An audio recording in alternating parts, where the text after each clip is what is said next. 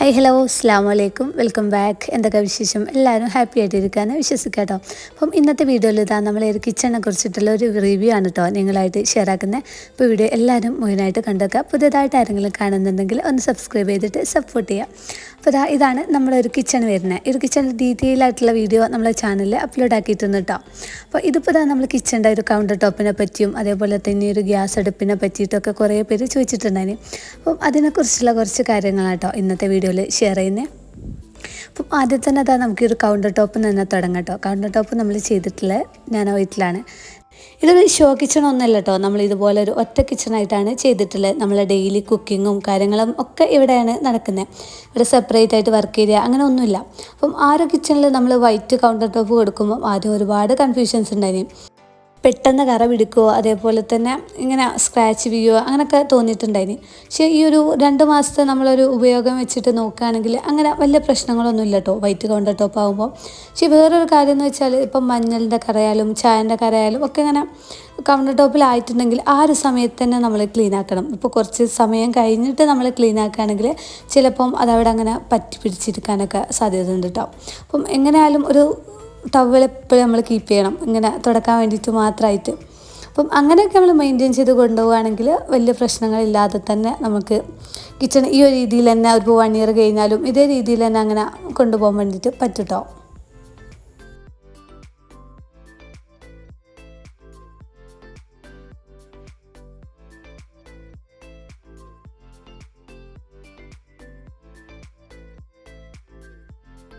പിന്നെ അത് ഒരുപാട് പേര് നമ്മൾ കിച്ചൻ്റെ വീഡിയോയും ഹൗസ് വാമിൻ്റെ വീഡിയോ ഒക്കെ പോസ്റ്റ് ചെയ്ത സമയത്ത് ഏറ്റവും കൂടുതൽ ചോദിച്ചിട്ടുള്ള ഈ ഒരു ഹോബിനെ പറ്റിയും ഈ ഒരു ഗ്യാസിൻ്റെ ഒരു അടുപ്പിനെ പറ്റിയിട്ടാട്ടോ ഒരുപാട് പേര് ചോദിച്ചിട്ടുള്ളത്.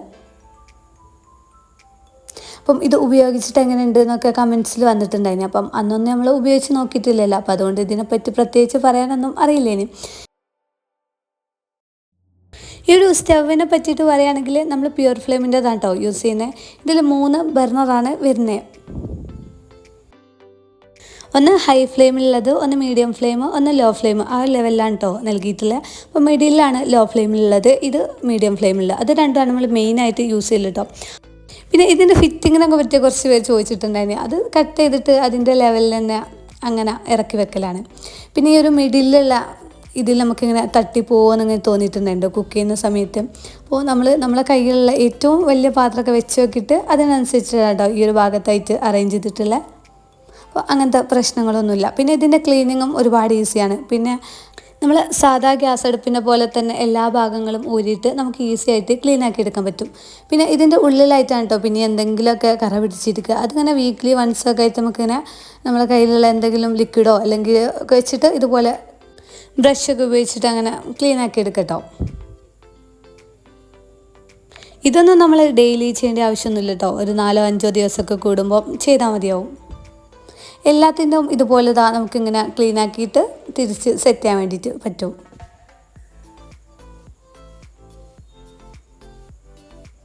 എല്ലാ ഭാഗവും ഇങ്ങനെ ക്ലീൻ ആക്കി എടുക്കട്ടോ. പിന്നെ നമ്മൾ നോർമൽ ഗ്യാസ് അടുപ്പ് ഉപയോഗിച്ചിട്ട് എൻ്റെ ഒരു എക്സ്പീരിയൻസ് ആട്ടോ ഞാൻ പറയുന്നത്. ഇനിയിപ്പം എല്ലാവർക്കും ഇങ്ങനെ ആയിക്കൊള്ളണമെന്നൊന്നുമില്ല. ഫസ്റ്റ് ടൈം ഇത് ഓൺ ചെയ്യുമ്പം കുറച്ചൊരു പ്രയാസമുള്ള പോലെ തോന്നിയിട്ടുണ്ടായി. നമ്മൾ ഓൺ ചെയ്ത് വരുമ്പോഴേക്കും ഇത് ഓഫായി പോവും. അങ്ങനെ 2-3 പ്രാവശ്യം ഇതിമേലിങ്ങനെ നിൽക്കേണ്ടിയുണ്ടോ ഇതൊന്ന് ഓണാക്കിയിട്ട് കിട്ടാൻ വേണ്ടിയിട്ട്. പക്ഷേ ഇതെൻ്റെ മാത്രം അനുഭവം കേട്ടോ. ഇങ്ങനെ ആരെങ്കിലും ഉണ്ടെങ്കിൽ ഒന്ന് കമൻറ്റ് ചെയ്യേണ്ടി. ഇപ്പം നമ്മളിത് യൂസ് ചെയ്ത് ഇതിപ്പോൾ ഒരു കംഫർട്ടബിളായിട്ടോ നമുക്ക് നമ്മളൊരു ഇഷ്ടത്തിനനുസരിച്ച് ഇതിൻ്റെ എല്ലാ സിസ്റ്റംസും നമ്മളിങ്ങനെ പഠിച്ചു വന്നല്ലോ. ആദ്യമായിട്ടൊക്കെ യൂസ് ചെയ്യുമ്പം നമ്മൾ നോർമൽ ഗ്യാസ് അടുപ്പ് ഉപയോഗിച്ചിട്ട് ഇത് ഉപയോഗിക്കുമ്പം നമുക്ക് കുറച്ചൊരു പ്രയാസം പോലെ തോന്നും. പിന്നെ നമുക്കിത് ഭയങ്കര ഈസി ആയിരിക്കും.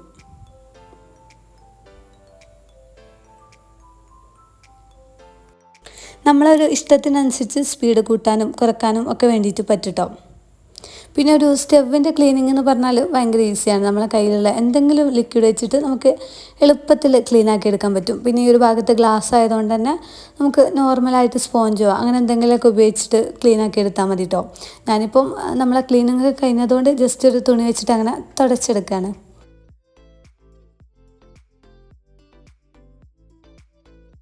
ഇനിയിപ്പോൾ ഈ ഒരു ഹോബിൻ്റെ ക്ലീനിങ് ആട്ടോ കാണിക്കുന്നത്. ഈ ഒരു ഹോബ് നമ്മൾ ഫാബറിൻ്റെതാണ് യൂസ് ചെയ്യുന്നത്. ഇത് ഓട്ടോമാറ്റിക്കാണ്. അപ്പം ഇതിൻ്റെ ക്ലീനിങ് എങ്ങനെയാണെന്ന് നോക്കാം. ഇതിപ്പം എപ്പോഴും ക്ലീൻ ചെയ്യേണ്ട ആവശ്യമൊന്നുമില്ല, 2-3 മാസം കൂടുമ്പോഴൊക്കെ ക്ലീൻ ചെയ്താൽ മതി.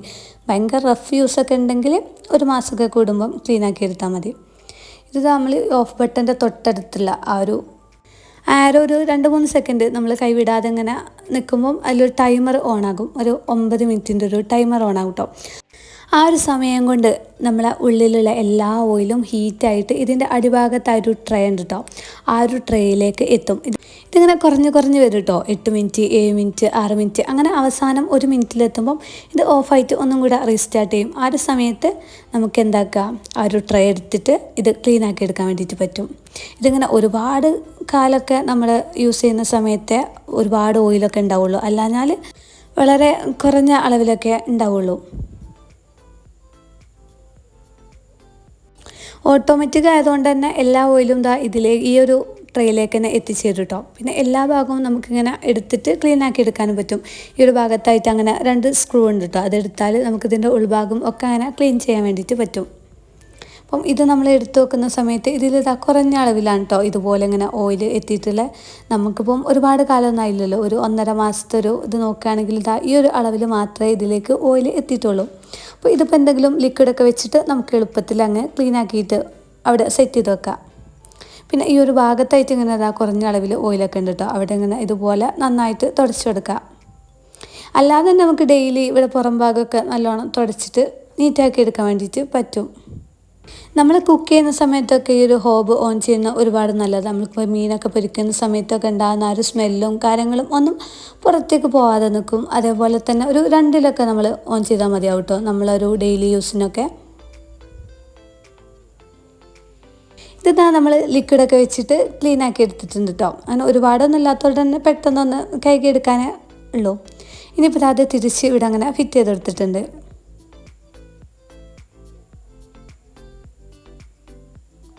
ഇനിയിപ്പോൾ നമ്മളൊരു സിങ്കിൻ്റെ ഭാഗത്തേക്ക് വരികയാണെങ്കിൽ ഇവിടെ ആയിട്ട് നമ്മൾ ഗ്രില്ലാണ് കേട്ടോ കൊടുത്തിട്ടുള്ളത്.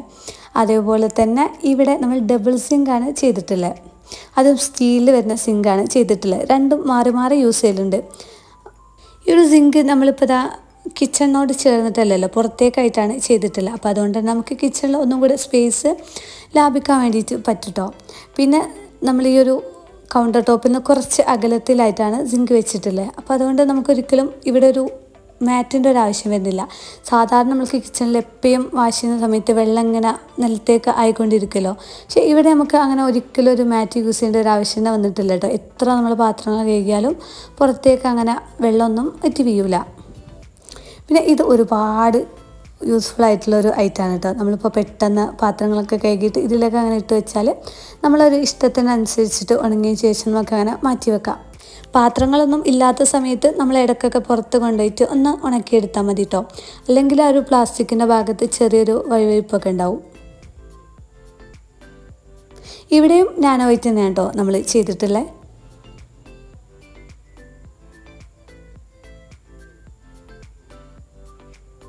പിന്നെ കിച്ചൻ്റെ ഈ ഒരു ഭാഗത്തായിട്ട് ഇതുപോലൊരു ഗ്രീറ്റിങ്സ് സെറ്റ് ചെയ്തിട്ടുണ്ട് കേട്ടോ. അത് വേറെ എന്തല്ല, നമ്മളെ കിച്ചൻ്റെ ഫ്ലോറൊക്കെ നമുക്ക് നന്നായിട്ട് വെള്ളം ഒഴിച്ചിട്ട് തന്നെ ക്ലീൻ ചെയ്യേണ്ട ഒരു ആവശ്യമൊക്കെ വരികയാണെങ്കിൽ ആ ഒരു സമയത്ത് ഇതിലൂടെ വെള്ളം പോയിട്ട് ഡ്രൈനേജിലേക്ക് എത്തുന്ന രീതിയിലാണ് കേട്ടോ ഇത് സെറ്റ് ചെയ്തിട്ടുള്ളത്.